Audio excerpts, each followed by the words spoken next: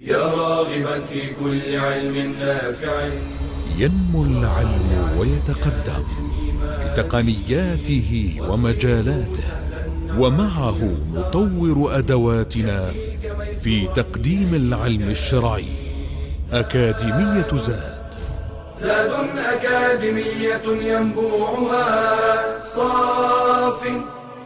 صاف ليروي غلة الظمآن، ومكارم الأخلاق ندرسها معا، أدب وتربية على الإحسان. بشرى لنا زاد أكاديمية للعلم كالأزهار في البستان.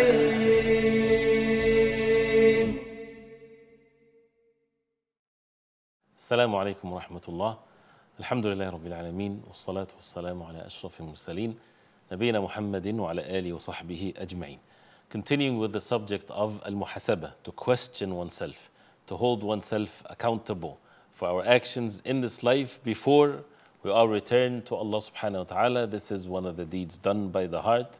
This is one of the ways of being successful and to fix our deficiencies and weakness and to reflect upon what is good so that we continue to do it.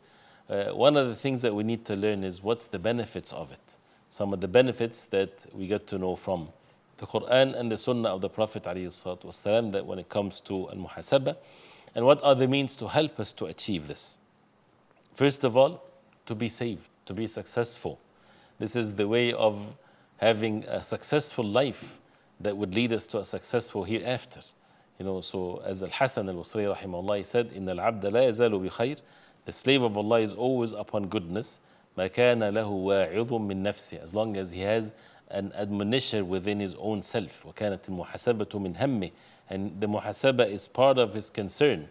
Even with business, you cannot be successful in business unless you would question yourself. Did I do this right? How to fix these issues and so on. So one of which is to be saved, is to have less of the reckoning in the hereafter. There is one of the major stages of the hereafter is al-hisab. One of the names of the Day of Judgment is Yawm al-Hisab. And al-Hisab is to question the people, is for them to be interrogated. Why did you do that? Why did you do that? And so on. So if the person is questioning himself in this world, that makes it less in the hereafter. As Umar radiallahu anhu said in his famous quote, حاسبوا أنفسكم قبل أن تحاسبوا. Question yourself before you are questioned. فإنه أهون لحسابكم, because it makes your hisab easier. وزنوا أنفسكم قبل أن توزنوا. And weigh yourself before you are weighed, meaning the actions. فإنه أهون عليكم, because it makes it easier for you. وتجهزوا للعرض الأكبر. And prepare yourself to the major presentation that you're being presented to Allah subhanahu wa ta'ala. That's why whoever wants to have an easy reckoning, and when Allah subhanahu wa ta'ala praised the believers, فَسَوْفَ يُحَاسَبُ حِسَابًا يَسِيرًا, those who receive their books with the right hand, they will have an easy reckoning. Aisha radiallahu anha, she asked the Prophet ﷺ, what is the easy reckoning? What is the easy questioning? The easy questioning in the Day of Judgment from Allah subhanahu wa ta'ala to His slaves is to present to them only their mistakes and so on. And if this is the case, then they are forgiven. But مَنْ نُوقِشَ الْحِسَابِ عُذِّبْ, as the Prophet ﷺ, he said, whoever is interrogated, that means he will be asked, why did you do that? If someone is asked that in the Day of Judgment, that means he will be punished. But if it's only presented to him, remember on that day you did this, remember on that day you did this, just like that, that does not mean necessarily that he will be punished. And in the hadith, Allah subhanahu wa ta'ala would say, I concealed it for you in this worldly life, and I would forgive you in that day, the Day of Judgment. But when someone is asked, why did you do that? This is a sign that he's going to be punished. So for those who are making muhasabah in this life, in this worldly life, they save themselves from the questioning in the hereafter. Why? Because they would fix their issues and they would repent to Allah subhanahu wa ta'ala. To guard and to save one's iman and to protect oneself from hypocrisy and from being sinful and sinners. This is what basically how the muhasabah does to the person. As Al-Fudayl ibn Iyad rahimahullah, he said, Al-mu'min yuhasibu nafsah. The believer, they always question themselves. وَيَعْلَمُ أَنَّ لَهُ مَوْقِفًا بَيْنَ يَدَيْ اللَّهِ تَعَالَى, because we know with certainty that we will stand by Allah subhanahu wa ta'ala. And as for the munafiq, the hypocrites, يغفل عن نفسه, he's forgetful, he's heedless, he does not really care about his own actions and his own self. So he says, فَرَحِمَ اللَّهُ عَبْدًا نَظَرَ لِنَفْسِهِ قَبْلَ نُزُولِ مَلَكِ الْمَوْتِ بِهِ. May Allah subhanahu wa ta'ala have mercy upon a slave that he looked at his own self and questioned himself before the angel of death comes to him, when then it becomes too late. One of the very successful means and benefit of al-muhasabah is that the person will get to know the weaknesses and the deficiencies within one's own self. As we said, we as human beings, we don't know ourselves very well. So when you stand in front of the mirror, right, and you have something on your beard, for example, a small dirt, you didn't feel it. But when you see yourself in the mirror, then you clean it, then the mirror was a good thing for you. The same thing, how can a person know what within his own self, what's in his heart? He has to present himself, and that's why there is the subject of enjoining good and forbidding evil, and one of which is to question ourselves. One of the benefits of that is when you read the Quran, if there's a characteristics of the believers, then do it. And don't say, I already know this is myself. No, but rather you treat it as if you're not upon it, so you do the best you can to do it. If there's a characteristics of disbelievers or hypocrites or sinners, then to take the actions to stay away from these actions and not to praise oneself and to say, I'm not arrogant, I'm not this and I'm not that, but rather to question oneself and to stay away from what Allah subhanahu wa ta'ala forbade. And every good deed, this is how the early generations of Islam used to do. Humbling oneself, one of the great benefits to humble oneself and to know the reality of the human beings. And that's how they humbled themselves. Some of the early generations of Islam, some of their statements, that those who have weakness in Iman or lack of knowledge, they might even misunderstand what is being said. Like, for example, the statement of Muhammad ibn Wasi' rahimahullah, when he said, لو كان للذنوب ريح ما قدر أحد أن يجلس إليه. If sins has a physical smell to it, no one would be able to sit with me. And he was someone that is known to be of the great worshippers of his time. This is how they humble themselves, because the sin, if it's the smallest thing ever, the more the person exalts Allah subhanahu wa ta'ala, the more that he would see it as if it's a mountain that is about to collapse on his head. And this is what the Prophet ﷺ, he said, that the believers, they see their sins as if he's sitting under a mountain that is almost going to collapse over him.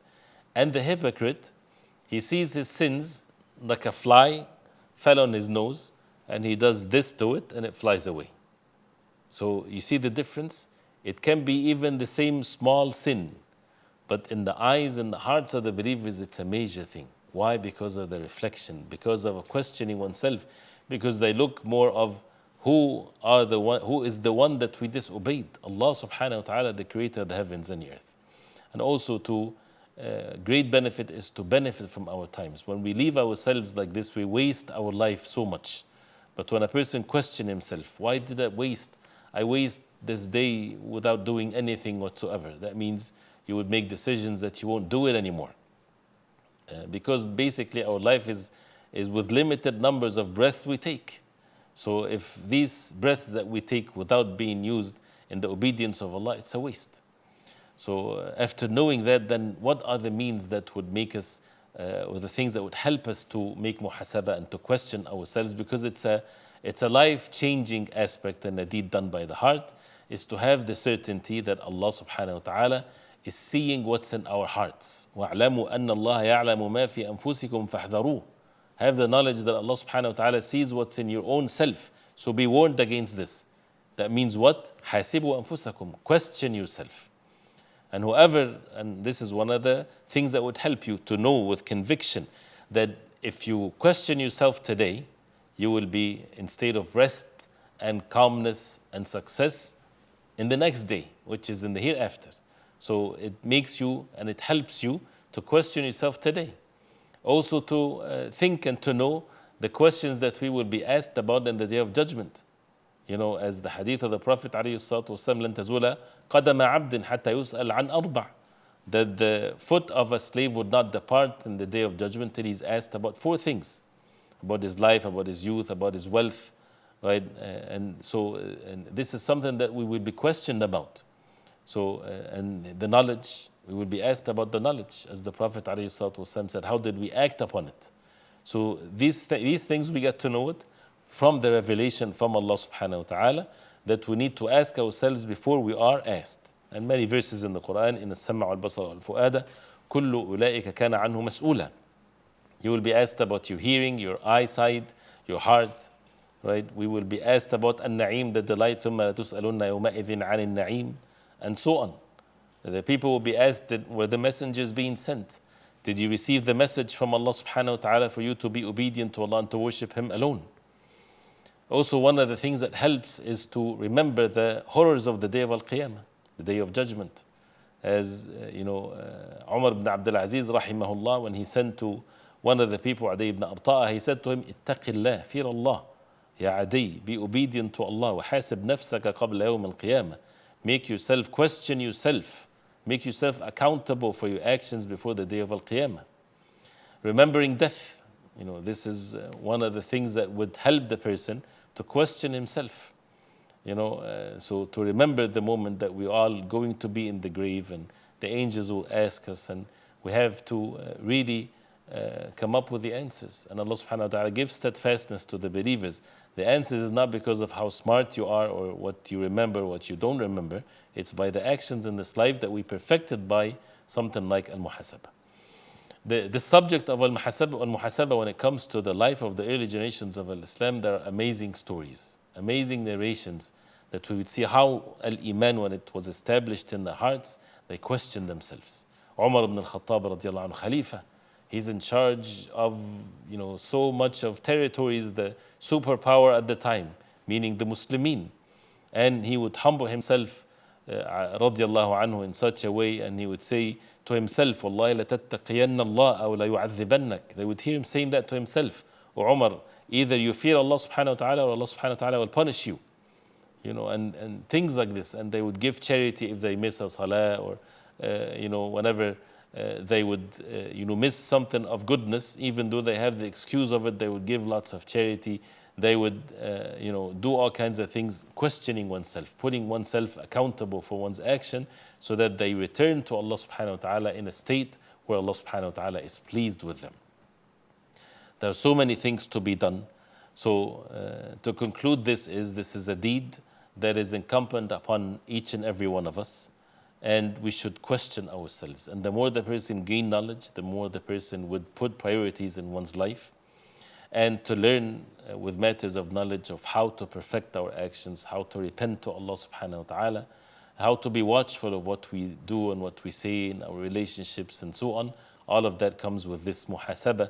And at the end, we die, and we go to the graves, we're alone, we're resurrected alone, so that the person would remember nothing or no one would benefit oneself except one's own actions and the obedience of Allah subhanahu wa ta'ala. We ask Allah subhanahu wa ta'ala to make us among those who listen and reflect upon what they learned and to act upon it. And we continue inshallah ta'ala next time. وصلى الله وسلم وبارك على محمد وعلى آله وصحبه وسلم. والسلام عليكم ورحمة الله وبركاته. يا راغبا في كل علم نافع ينمو العلم ويتقدم بتقنياته ومجالاته، ومعه نطور أدواتنا في تقديم العلم الشرعي. أكاديمية زاد أكاديمية ينبوعها صاف ليروي غلة الظمآن، ومكارم الأخلاق ندرسها معا، أدب وتربية على الإحسان. بشرى لنا زاد أكاديمية للعلم كالأزهار في البستان.